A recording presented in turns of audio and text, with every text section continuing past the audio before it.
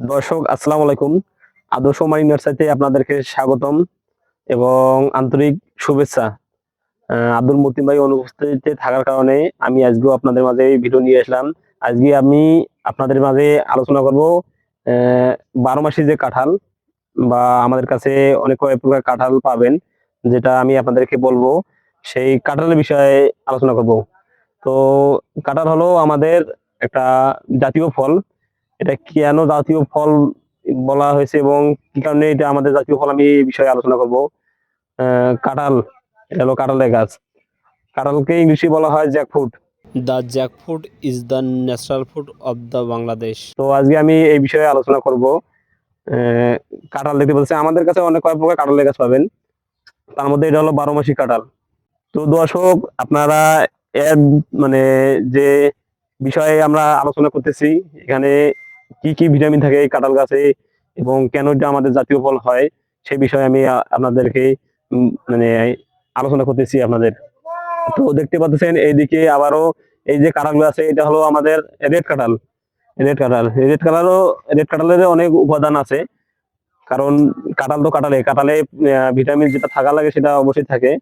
এবং এখানে vitamin A থাকে, ভিটামিন সি থাকে, এটা তো আমি আগেই বললাম, যা দৃষ্টিশক্তি ও ত্বকে সাহায্য করে। আর এখানে থাকে ভিটামিন সি, যা রোগ প্রতিরোধ ক্ষমতা বাড়ায়। তারপরে হলো এখানে থাকে ভিটামিন বি 9, যা রক্তের তৈরি সাহায্য করে। পটাশিয়াম থাকে, পটাশিয়াম যা রক্ত চাপ নিয়ন্ত্রণ করে। ম্যাগনেসিয়ামের উপকারিতা হলো ম্যাগনেসিয়াম হাড় ও পেশি রক্ত চাপ কমায়। তারপরে আয়রন, আয়রন হলো রক্তচাপের হিমোগ্লোবিন, যা আপনার মানে শরীরের অনেক উপকারিতা করে। তারপরে ক্যালসিয়াম, ক্যালসিয়াম হলো হাড় ও দাঁত মজবুত করে। এখানে থাকে ডায়েটেরি ফাইবার, যা হজমের সহায়তা করে। তারপরে দেখতে পাচ্ছেন এগুলা হলো আমাদের প্রতিটা জিও ব্যাগ সেট আপ চারা গাছ, যেগুলা আমরা ছাদের জন্য রেডি করছি। এরকম চারা গাছ আপনারা আদর্শ মাইন নার্সারিতে অসংখ্য পরিমাণ পাবেন।